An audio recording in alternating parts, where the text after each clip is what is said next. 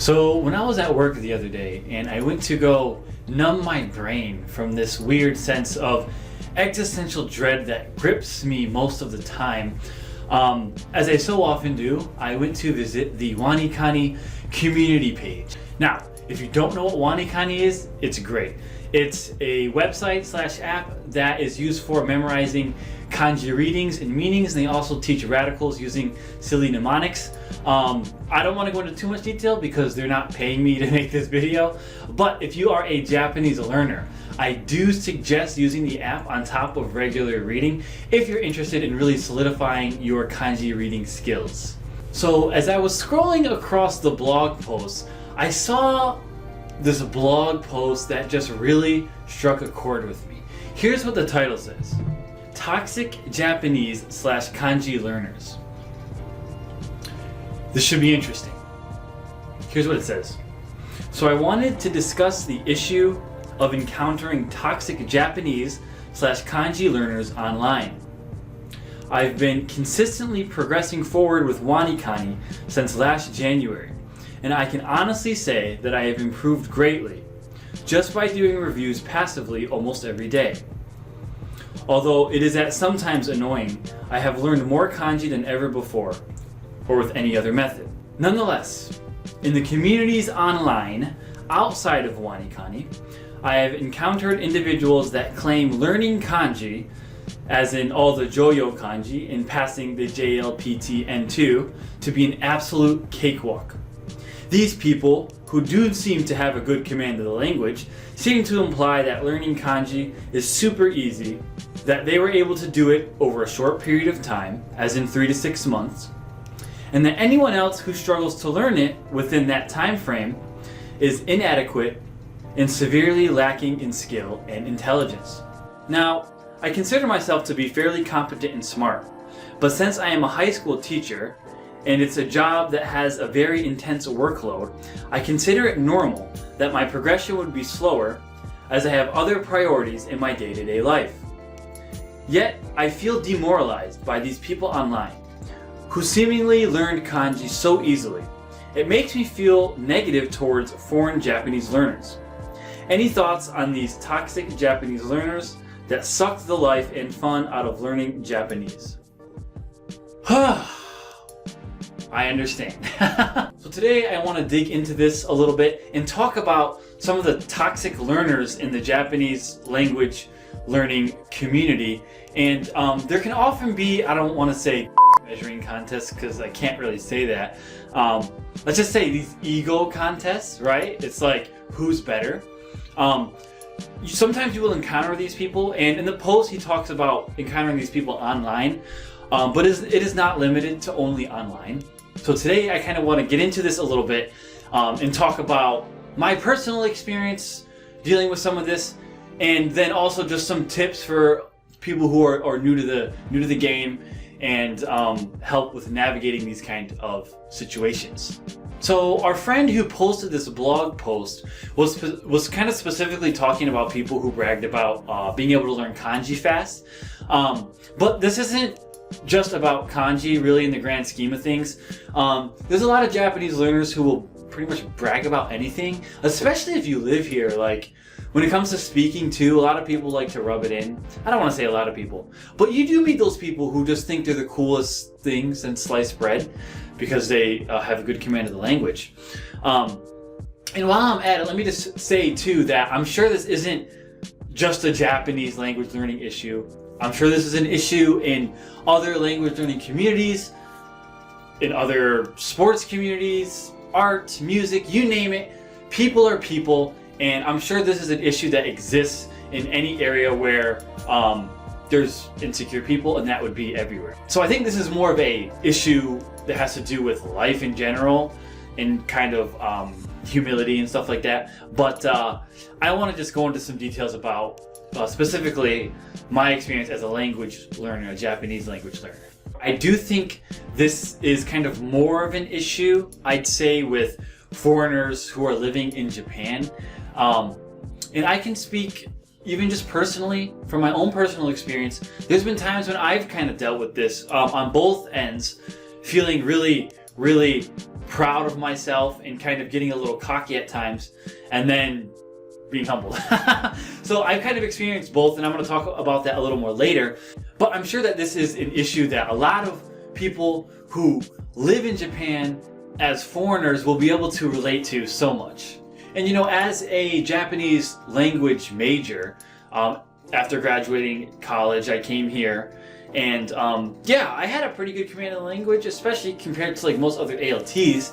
And but like I said, that's kind of a double-edged sword, because there was times when I would be just like really able to utilize my Japanese, and there's times where even though I studied so much, it felt like my knowledge was useless, and I would often get down and depressed. It would really have a negative effect on me. And it took me a couple years of being in this community, of living in Japan, for me to kind of deal with that. And it took a lot of self-discipline and self-awareness to realize why both of those things are issues, and why it's something that I really needed to deal with within myself. And that is something that has come from, in my experience, from having what I call true confidence. And that doesn't necessarily mean that you're really good at it, at Japanese. Instead, what it means for me, and I'll go into this a little more later, but what it means to me is that I set a goal for myself, no matter how small, and then I work on achieving that goal. And so if I can achieve that goal, even if it's a small one, then I can be proud of myself. And I learned a new skill, something that's applicable. And I don't have to get down on myself every time I make a mistake. So, you know, that's a very different mindset from going into it thinking you've got to be the best, thinking you've got to outdo the people around you, you know, thinking you got to be the very best that no one ever was. No offense, Ash Ketchum, but real life just isn't always like that. If you have that drive, that's not a bad thing, but you've got to learn how to apply it right. You know, you've got to learn how to apply it right, because it can be something that can totally get in the way and ruin your personality and ruin your relationships. The thing is, no one wants to be around toxic people. And it's a fact that some people pick up languages quicker than others. It might take someone twice as long than someone in the same class to reach the same level of competency.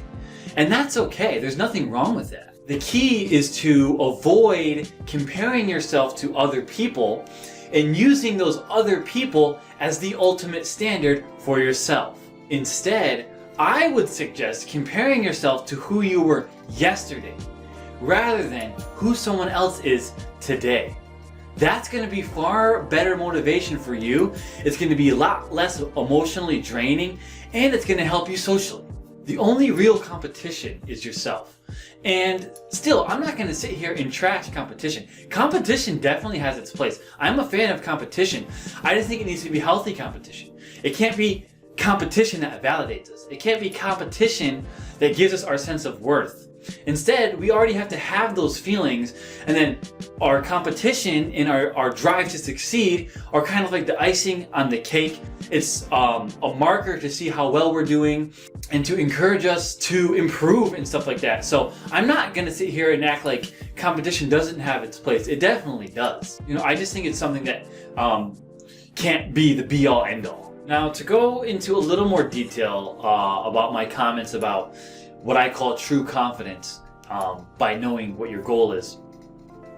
Think of it this way. If you have a realistic and rewarding goal for your language learning studies, don't you think that's going to make your experience not only more enjoyable and fulfilling, but a lot less vague in terms of why did I do this when the going gets tough? So when you're tempted to kind of quit and give up because you plateaued and you feel like you hit a wall, what's going to be the thing that keeps you going? Is it going to be trying to be the best? Well, it can't really be that, because what are the odds that you or I are going to be the best? Very slim. You know, honestly, very slim. Almost always, no matter what you do, there's always going to be someone better. And if there isn't now, there will be someone better in the future. You know, that's just life. Using myself as an example. My first year, especially my first year, and a little bit my second year too, my first 2 years here in Japan, I was pretty cocky, I'd say, as far as my language abilities, especially the first like 3-4 months. Man, I thought I was so cool, you know. And that kind of went to my head because I was able to come here speaking Japanese after studying it for 3 years. And there was a lot of people around me who couldn't speak it at all. So I felt like, well, you know, I worked really hard and I was happy and excited, but it also did lead to some pride within myself, if I'm being honest. You know, but like I said earlier, that also came with a lot of negative things like stress, disappointment, and even thoughts about giving up. Because like I said, once I felt really cool because I could speak Japanese, you know, the standard in my mind just kept getting higher and higher and higher. And I would kind of get jealous when I saw someone who was better than me. And I was like, what? Like, this is weird. You know? And at first I didn't know what to do with that feeling. I didn't even kind of realize it. And then as time went on, I'm just like, this isn't good. You know, I gotta do something about this. And then, you know, also when I would mess up or encounter failure in any sort of way, it would really, really affect me. Like, you can ask my friends. I would be like down just for hours, like in kind of like a sour mood, because I'm like thinking like, how did I mess that up? Like, come on, dude. Like, whether it was a simple thing or whether it was something I hadn't never heard of before, like, it just made me feel insecure that I didn't know that, despite the fact that I'm studying so hard. You know, and trust me, I have had my fair share of failures. Just, I'm talking about practically failing. Like, whether it be bad pronunciation and my words don't get across, or me not really understanding what they're saying and then my response is way off and I get laughed at or something like that. I've got my fair share of failures. Maybe I'll make a separate video about that one day because they're pretty interesting. But those would really, really get to me. And, you know, honestly, I feel like now, in the middle of my 3rd year as an ALT, my 3rd year being in Japan, I feel like I got to the point where I've dealt with those emotions. And it wasn't like easy, it was a process, and it wasn't always a conscious decision to work on them. Sometimes it was kind of subconscious, but you know, I kind of knew like I didn't like these emotions and I would have to deal with them eventually. But I feel like finally now I'm starting to learn that it's not about the competition. It's not about being the best. It's not about, you know, proving something to anyone. Only person I have anything to prove to is myself, you know, and I set my own goals. So if I'm going to disappoint anyone, it's only myself. And if I'm realistic in setting my goals, there's no reason why I should be disappointing myself. So my mindset really started to change when I asked myself, dude, like, why did you even study Japanese in the first place? So I kind of thought back to like before I moved to Japan and before I even started studying, and I asked myself, why did I even want to do this, you know? What was my initial goal and my intentions from the get-go? What was it that I wanted to do with my Japanese ultimately? And for me personally, my goal from the start has always been to make relationships and have close friends with Japanese people that couldn't speak English. So to be able to have close friends and stuff and people who don't speak English, that was my goal. And not only have I been able to accomplish that, I've accomplished it far beyond my expectations. So when I get upset about maybe my Japanese being awkward or embarrassing at times, it's like, dude, like, you never set out to have perfect Japanese. And yeah, like, my goals will change and kind of evolve as my competency and my abilities progress. But like, still, like, I can't forget my initial reason for learning Japanese. I can't forget my first love. So you've got to remember why you started in the first place. So I thought back and like, dude, why'd you start? And I'm like, yeah, I have accomplished that. You know, I got really close friends and people that are like family to me. So then I just kind of realized, like, Anthony, you could move back to America tomorrow. Never live in Japan again. Don't use Japanese at work. Only have it as like a hobby, right? And have your friends. You read your manga. You watch your anime. And a part of me is like, no, I want to do more. That's fine to think that. And I'm going to do more with my Japanese. But even if that were the case, even if that were to happen, I'd be okay with it. Because I've reached the goal that I set when I first started studying Japanese. And yeah, you know, I'm really hard on myself and I work like a dog and I study all the time. But yeah, at the end of the day, I'm happy with my Japanese. And even in that case, if I just go back to the States, go back home and never really use Japanese in any other capacity, ultimately I'd be okay with that. You know, that's okay. So I've kind of reached a a point of peace about it. My Japanese is good enough. I'm confident with it. I'm able to use it in situations that matter to me, and that's what matters. And so, in closing here, I just want to give some encouragement to maybe anyone out there who's studying Japanese or language and maybe is having a hard time with like either confidence or the will to go on and continue. I would just say, hey, keep up the good work. I mean, it's a long process. There's no time limit. Like I said, set your goals, put in the work, and at the end of the day, you'll have no regrets, you know? So I would encourage you not to give up, and I would encourage you to remember why you wanted to learn the language in the first place, and to keep at it, even if it's just little by little. And another thing is, you know, enjoy the journey. Really just enjoy the journey. Because even though it is a lot of hard work, every step along the way will turn into a memory. And at the end of the day, that's what our lives are made up of, just these memories. So I would encourage you to try and enjoy it, because otherwise it's just going to turn into this big, boring chore or homework or work or whatever it is that you decide to do with Japanese. So enjoy it as best you can, and you know, learn it, use it, enjoy it, keep going. That would be my advice, and I encourage you not to give up.